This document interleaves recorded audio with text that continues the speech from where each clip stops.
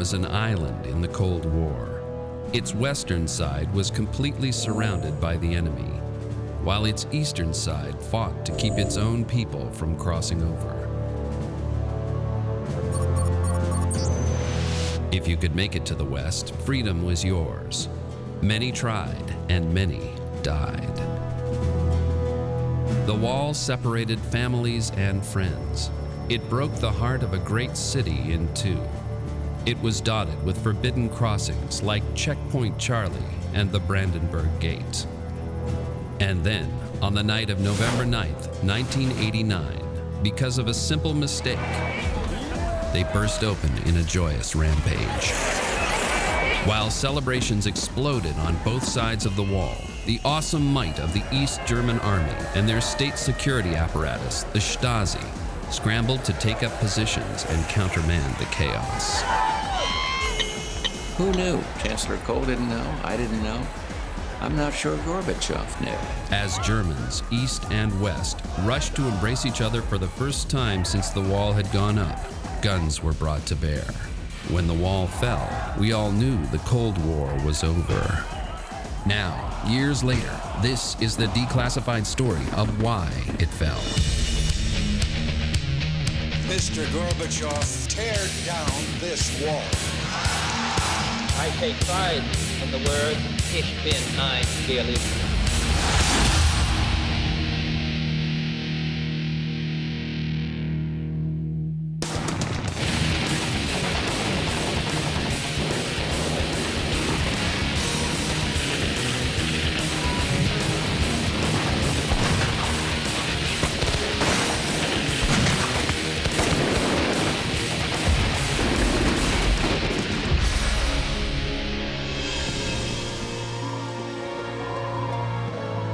When World War II ends in 1945, there's a pact between the Soviets, the English, the French, and the Americans. The city of Berlin is divided up between them, and Germany is divided into two countries so it cannot make war again. Rare color footage recently released from East German archives reveals Berlin's devastation. The four powers must devise a way to revive this city that was once one of Europe's most beautiful.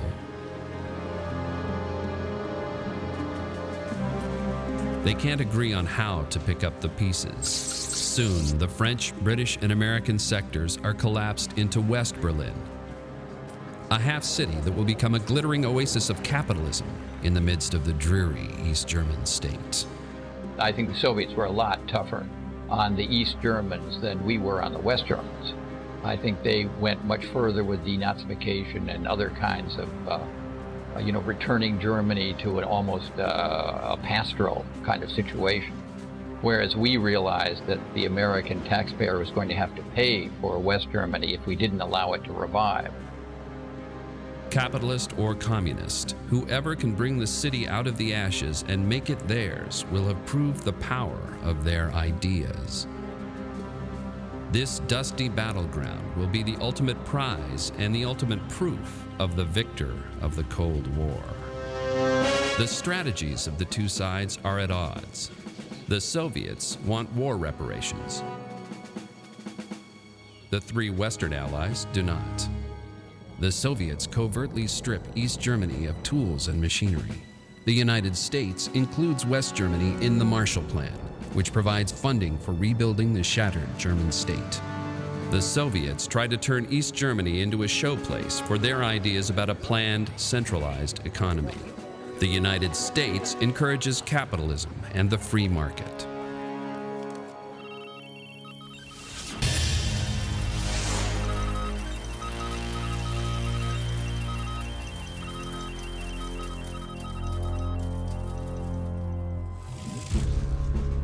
Pressure on the Soviets increases when the United States promotes the Truman Doctrine, declaring that Americans will give aid and support to free peoples being pressured or dominated by armed minorities or outside pressures. Stalin begins to squeeze.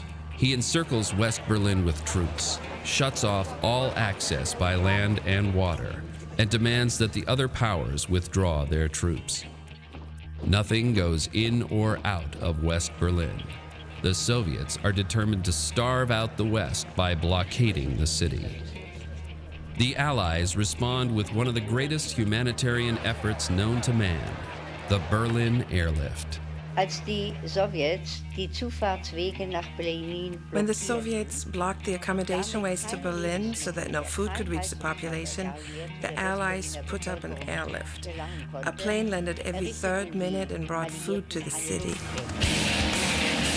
Over 275,000 Allied flights cut a path to Berlin, running supplies 24 hours a day. Life in West Berlin is still tough, but it is now possible to survive.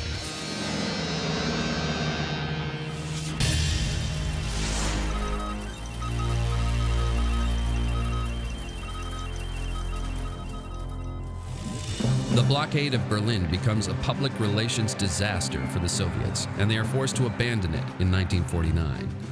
The Soviets and the East Germans allow regular transit of goods to West Berlin to resume. The borders between the Soviet and free sectors are mere checkpoints. In many places, they are just white lines painted in the street. In fact, a number of East Germans work in the West since the jobs and the currency are much better. Stalin seems to be slipping. This bold play for Berlin inspires the formation of NATO, an alliance of North Atlantic nations formed to counter Soviet threats like the blockade of Berlin. The Soviets and the Americans stand toe-to-toe. After Stalin dies in March of 1953, Soviet boss Nikita Khrushchev again issues ultimatums and demands for withdrawal. But the Allies stand their ground. June 1953. Previously secret communist footage shows residents of East Berlin rioting against the tough East German government that controls every aspect of their lives.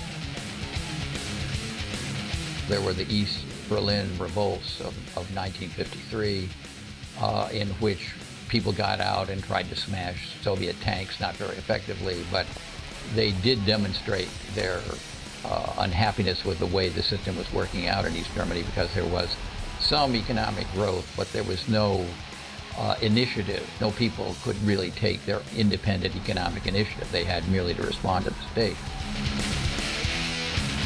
Tens of thousands of East Germans riot, first in Berlin and then in the countryside. They release political prisoners and overrun the East German government, but the true power behind Ulbricht and the GDR soon appears. The Soviets whisk their puppet leader away in a tank and battle protesters in the streets. Over 1,000 East Germans die that month in 1953. East Germans were leaving in enormous numbers, coming into West Germany, which kind of threatened the stability of the East German communist state, so that we were getting reports about what President Kennedy planned to do, what Chancellor Adenauer was saying about it, what Willy Brandt, the mayor of West Berlin, was going to do about it. There was a sense of something imminent, something very drastic about to happen, but we didn't know what.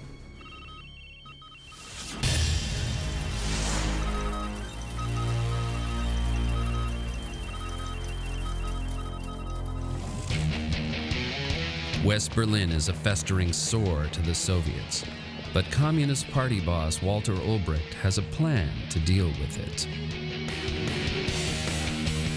In August of 1961, the secret construction plans are approved by Khrushchev.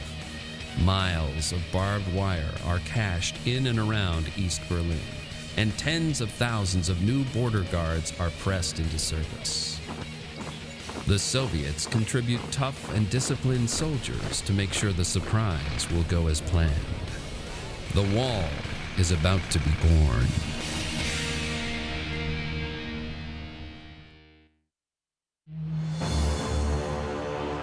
Summer 1961. East Germany, and through it the whole Eastern Bloc, is losing citizens night and day. East German leaders like party chair Walter Ulbricht beg the Kremlin to let them shut down the border completely. There are people in West Germany that wish for us to mobilize the construction workers of the capital of the GDR to erect a wall. In August of 1961, in a move that accelerates the Cold War beyond anything the world has yet seen, the Russians secretly give their approval and send in troops to back that closure. There was an evident sense of tension in Berlin.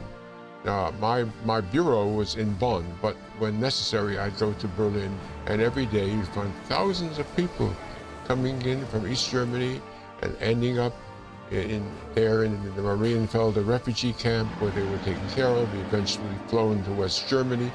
On August 12th, over 4,000 people fled the GDR for West Berlin.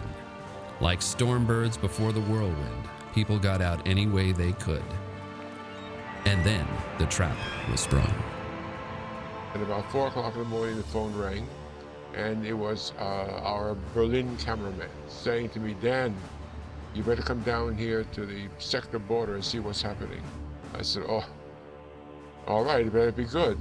So I called the front desk and said, where's room service? I need to go out and work, and I need to have some coffee right away. He said, "Room service is not working because our employees did not come in from East Berlin tonight." Am 12. August ist die Grenze nur ein weißer Strich. On August 12th, the border was just a white line painted across the pavement. On August 13th, a wall appeared, a wall of men.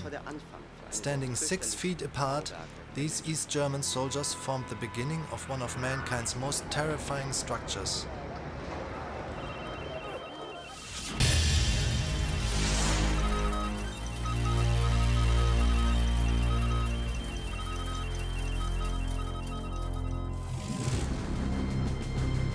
What we saw was they were rolling out from trucks big bales of barbed wire and stringing the barbed wire along under guard of police and closing off the exits and the passageways between East and West Berlin. The bulkheads are sealed, and you're either on the right side of them or you aren't. Trains and subways stop. Telephone lines are cut. Streets and buildings are cut in half by the cordon of troops. The West Berliners went into the East sector, East Berliners came into the western part to work.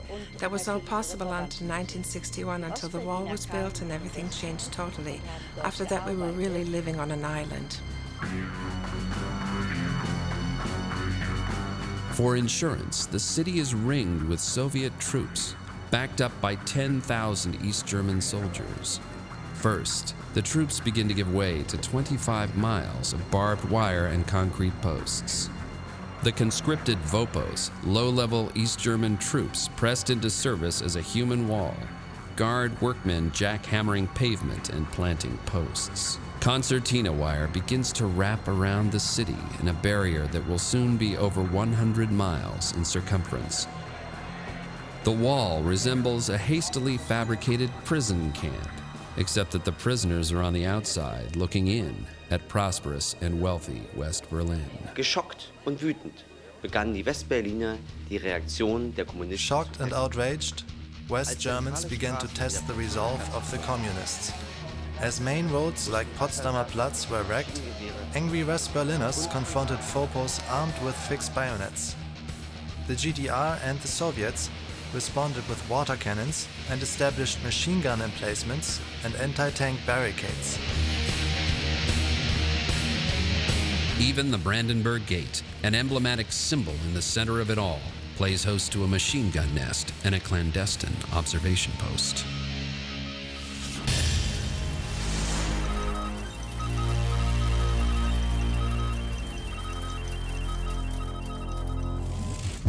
By the end of August 13th, 1961, which comes to be known as Barbed Wire Sunday, the razor-sharp outline of the wall is in place, and the East Germans announce that the border is secured. Ulbricht declares that a great blow has been struck against the capitalists with this anti-fascist wall of protection.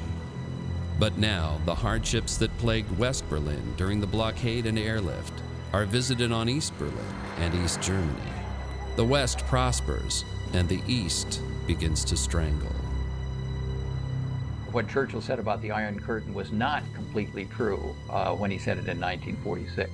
But by 1961, with the building of this wall, it was not just an iron curtain, it was a cement curtain that really divided East and West. In the immediate aftermath of Barbed Wire Sunday, the escapes occur at a furious pace. The wall is heavily guarded by Vopos, but even they are not immune to the escape fever that sweeps the East. A cameraman gets an amazing shot of a young GDR soldier vaulting over the barbed wire. In the early days of the wall, there are plenty of holes to escape through. There are gaps in the wire and in the patrols that allow people to dash for freedom. One of the most popular and most frightening methods of escape was to simply jump from a building.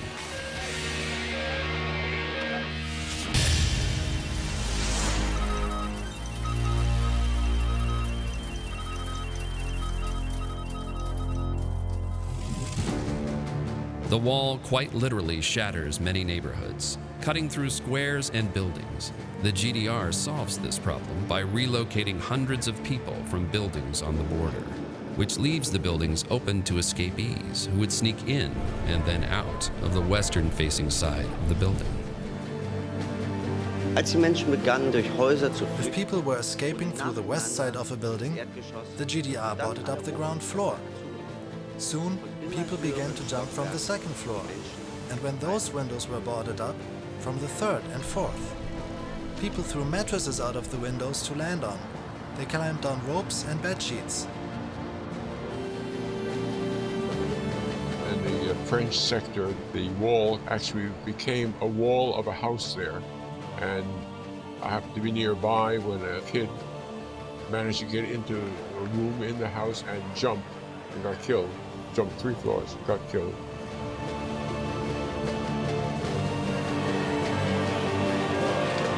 Often, West German onlookers helped the escapees. Firemen produced rescue nets and saved the fleeing Easterners from injury or death on the cobblestones below. Before the wall went up, about 160 people were killed trying to escape to the west. After the wall, that number skyrockets. The first death at the wall is that of Rudolf Urban, who tries to lower himself to the ground through one of these border buildings. Urban falls and dies in Bernhauerstrasse. There were cases where we heard firing at night, and you went there, and then you could sometimes see what had happened, that somebody had tried to escape and had been shot as they tried to escape. It really got to be quite tragic.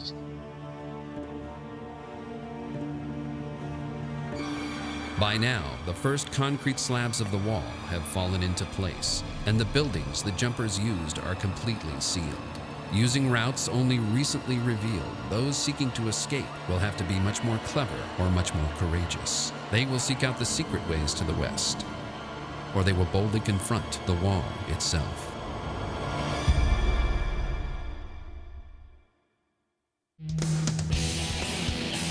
After the 1953 riots in East Germany, the communists worked hard at building the perfect police state. And then, in August of 1961, they put a wall around it. At first, it is only barbed wire and guards, but soon it seems as if the wall will stand forever. I think the reality took a while to sink in. People didn't realize it was going to be 12 feet, 2 feet thick. You wouldn't be able to get out. It was absolutely permanent. I think the feeling of a permanent barrier was not quite there, in mid-August. But by September, of course, it was something that was setting in a major fashion. There was a period in October when it was our tanks protecting our officials who were going in, and their tanks protecting their officials. It is October 1961. The issue that nearly starts World War III is the free transit to the east of American officials. The East German border guards insist on examining American passports, and the Americans insist that they travel unmolested. The American military backs them up with jeeps and tanks. And soon, the Soviets bring 10 of their tanks into the city to face off against the 10 American Patton tanks at Checkpoint Charlie. Die Konfrontation am Checkpoint Charlie. The confrontation at Checkpoint Charlie is really one of the most dangerous moments of the Cold War. The world risks nuclear war with that confrontation. Never before have the two superpowers faced off against each other directly. Never before have Soviet and US troops leveled guns at each other. The tension is almost unbearable. I stood there on that point at Checkpoint Charlie and looked at Soviet and American tanks 100 yards from each other, muzzle to muzzle. But I looked at that and I said, this is a picture of how World War III will start. When it comes right down to it, neither side is willing to push the conflict. In secret negotiations, diplomats arrange an exit for both sides. The standoff ends when the Americans agree not to travel east, and the Soviets agree to pull their tanks out of the city.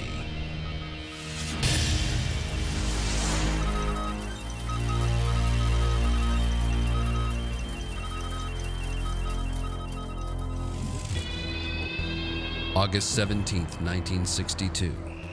Following a friend in a sprint across a blind spot in the defenses, young East German construction worker Peter Fechter is spotted at the base of the wall. He begins to scale it, and the guards open fire.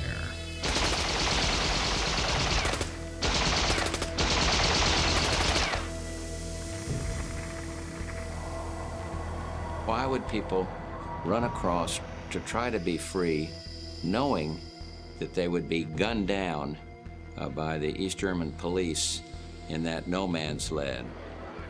Hundreds of spectators on both sides of the wall are watching the drama as the young man lay dying. West Berliners can't reach him. The Vopos on the eastern side are terrified that they will be shot by the Americans. One of them shot and left to bleed to death, and then pulled back, a symbol to others seeking freedom. And so, Peter Fechter dies at the foot of the Berlin Wall. West Berliners are angered by American inaction, and as a result, President John F. Kennedy works hard to support and inspire them. There are many people in the world who really don't understand, or say they don't, what is the great issue between the free world and the communist world. Let them come to Berlin. On the way up the stairs to get out on the balcony, he had asked his English-German interpreter, I'm not very good at languages, but what can I say in a few German words that they might like to hear? All free men, wherever they may live, are citizens of Berlin. And therefore, as a free man, I take pride in the word, Ich bin ein Berliner. Ich bin ein Berliner. I am a Berliner. And then they really went wild. I think Kennedy, aside from the Cuban crisis, would probably regard that as one of the most tense periods during his administration. People try to get out any way they can. East Germans run through checkpoints at high speed. In some cases, they steal buses or taxis. Sometimes they make it, and sometimes they die, hung up on barriers and shot by machine gun-toting Vopos. Secret East German plans reveal that barriers are staggered to keep people from driving straight through, and vertical bars are added to keep people from slipping under them. For a while, the network of sewers underneath Berlin serve as an escape route. The choked network of pipes offers an escape route for those who can stand the smell and the suffocating closeness of the ancient plumbing. It is a dangerous route, and it soon becomes an impossible one. The East Germans methodically cut off all access points to the underground passages. Water is also an escape route, but a difficult one. Patrol boats run along the River Spree. At the age of 18, East German citizen Brigitte Temple escapes by water. It brings you up. The water brings you up, so I had to know how to keep myself down. And all of a sudden, I felt things flying around me, so they detected me in the water, and I didn't realize I was getting shot. They did not shoot my spine, but they shot my legs 3 times. Brigitte was one of the lucky ones. The British police, the MPs, were on the other side. When I'm coming out there in my underpanties and a bra and a blouse, one said, "What kind of mermaid do they have here?" And I just collapsed. Every time a new escape route is found, the East develops a countermeasure. In all, the wall is completely overhauled and rebuilt 4 times during the Cold War.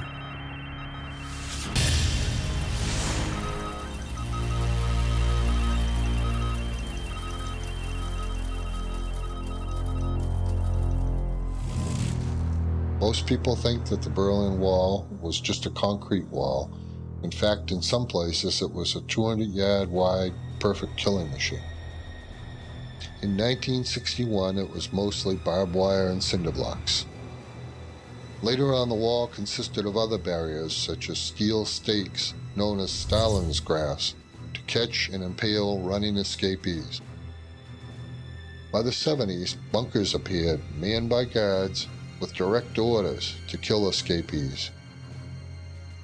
Next came a rail to which are attached hundreds of attack dogs, and then a heavily mined strip of white sand to show the tracks of escapees. Extremely bright lights illuminated vehicle traps and anti-tank ditches day and night. Just beyond the lights is a special roadway constructed to carry ultra-quiet military cars that have been outfitted to run as silently as possible. And then, an alarmed, electrified fence. Assuming he makes it that far, the fugitive faces a final concrete wall on the western side that stands between 11 and 14 feet tall. At the top of that wall is a specially constructed asbestos tube, too slippery to grasp either with hands or a grapple hook. The wall was painted bright white, and thereby providing the best possible target for the snipers and the guards on the eastern side.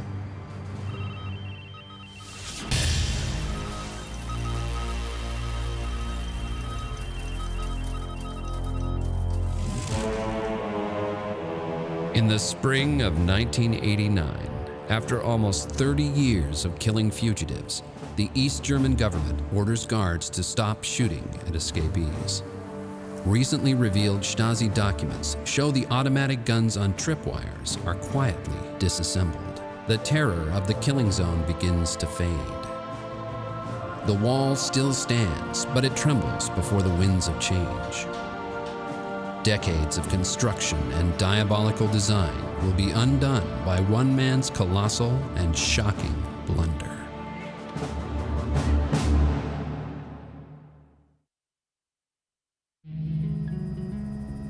It is 1989, and the East German border has claimed almost 1,000 lives. No one knows how many people have been caught, imprisoned, and executed for trying to escape the communist workers' paradise of the German Democratic Republic. By far, the deadliest stretch of the GDR border is the Berlin Wall. But in 1989, there are signs that the end is near for the Iron Curtain. When you think back, it should have been, I suppose, understandable when you give consideration to Gorbachev's visit to East Berlin, where he said the policy for the GDR will be made not in Moscow but in Berlin. That was a clear renunciation of the use of force to keep the Soviet Empire together. Still, the fearsome Berlin Wall stands. The Soviets, under President Mikhail Gorbachev, are backing away ever so slowly, and a power vacuum is created. The East German government is headed by Egon Krenz, And until now, nobody in the West has understood how and why this government doomed the wall to collapse. It was just a time that everybody knew was a time of great change in Eastern Europe, but nobody knew just when and how things would evolve in East Germany, which was the key.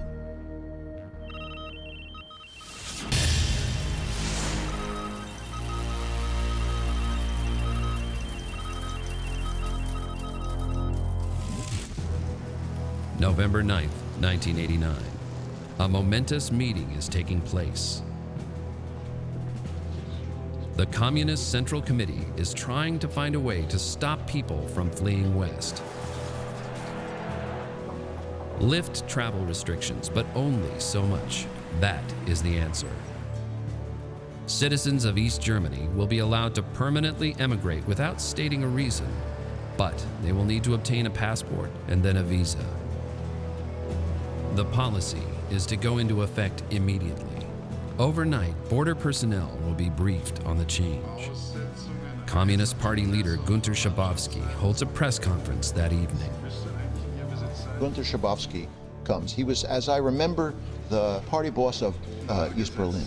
And he droned on and on and on and on, talking for almost an hour, and then finally somebody asked a question that was on everybody's mind. Well, what about the wall? Although nobody in the room knows it, not even Schabowski himself, the Cold War is about to end.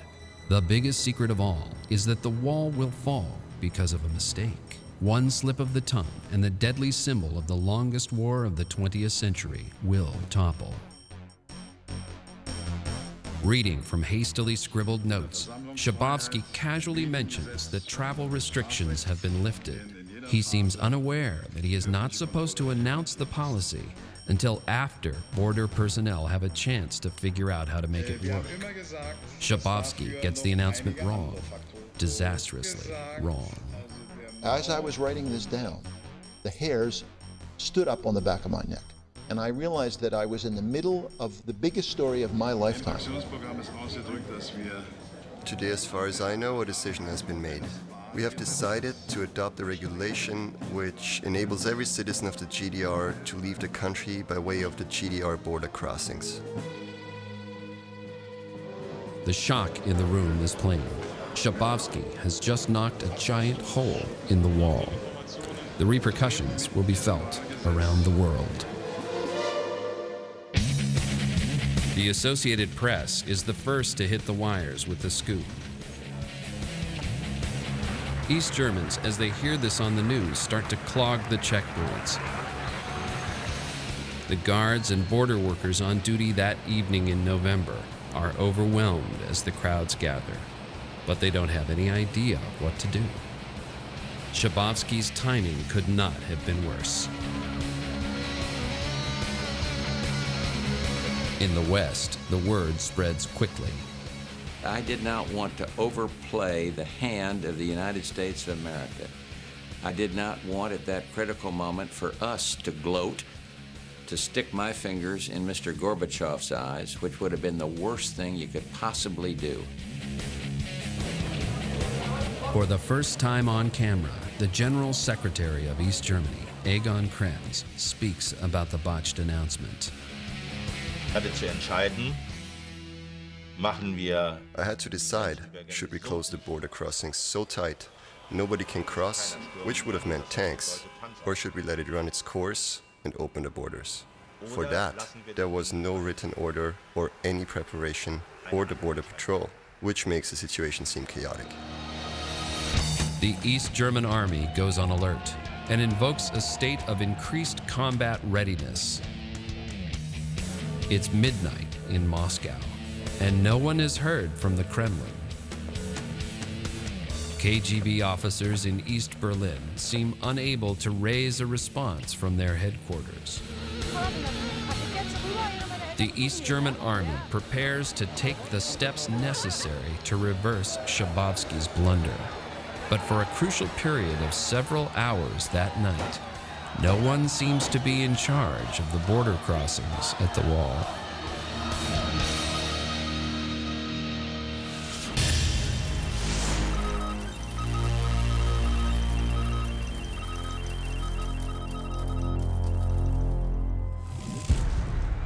So the border guards are standing there not knowing what to do, tens, then hundreds, and then thousands of curious and sort of excited and then perhaps increasingly angry East Berliners are coming to the checkpoints.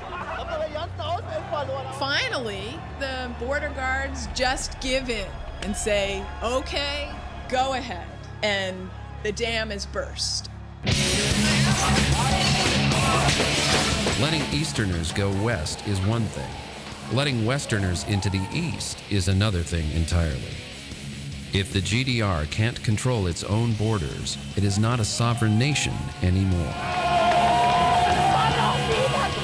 There's no going back now. West German Chancellor Helmut Kohl uses an old German saying to sum up the situation. The pear is peeled. It's a phrase I use often for my home in the Pfalz. It means it's done. The wall is falling. How far will the GDR and the Soviets go to battle the tide? What will happen to the East German officials whose mistakes have brought about this crisis? Tatsache ist, dass durch diese Mitteilung auf der Pressekonferenz am Abend des 9. November. The fact is, at the press conference of the evening of the 9th, the most dangerous security situation in East Germany ever arose. We were close to a civil war and nobody realized it.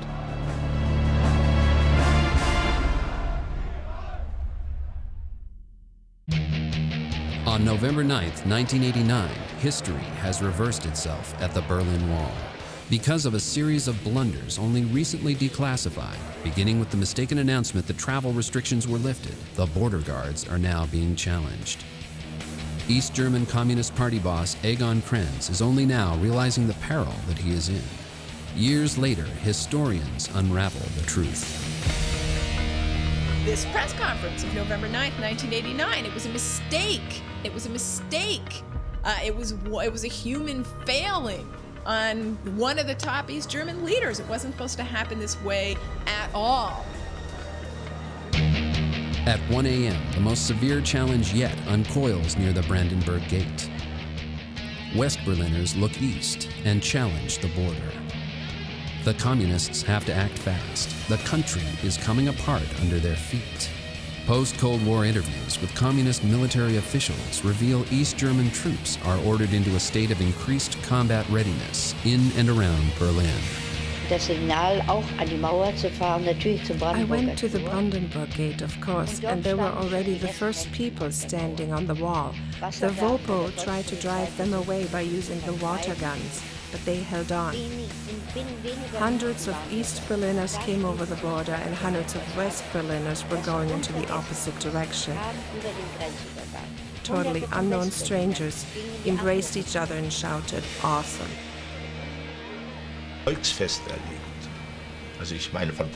Even one death would have been a sign, and I knew that.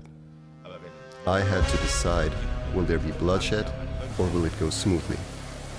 Desperate to prove that East Germany is still in control, the East German military sends squads of soldiers to contain the chaos at the Brandenburg Gate. 3 a.m. They begin to push back against the crowd. Finally, they clear the square. But by now, it is too late. The wall faces destruction. I mean, that was one of the first things that happened. People started hammering at the wall immediately, as I remember, the next day, and they were hammering at it from both sides. And it was great because people were breaking through from both sides and finding each other and reaching through.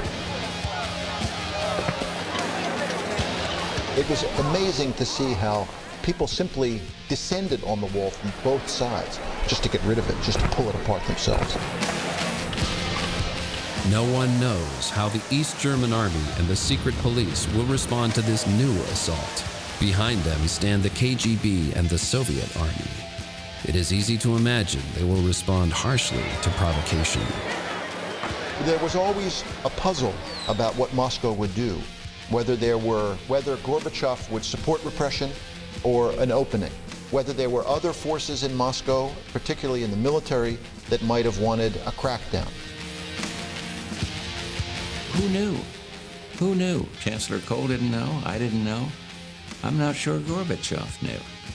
And I'm damn sure Mitterrand and Margaret Thatcher didn't know. We didn't know how all this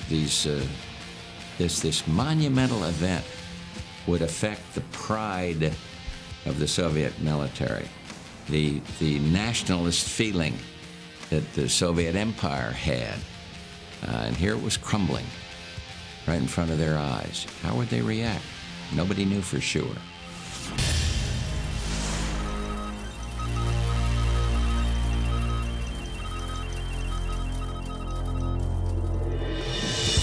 The GDR Central Command issues a final ruling about the events of that night. As of 8 a.m., the travel rules will be enforced as written. No more free trips to the west and no trips to the east. The East German government is determined not to be rendered completely irrelevant. Meanwhile, reality and communist rhetoric set out in distinctly different directions. Events moved so swiftly that people essentially took control of this situation and tore down their government.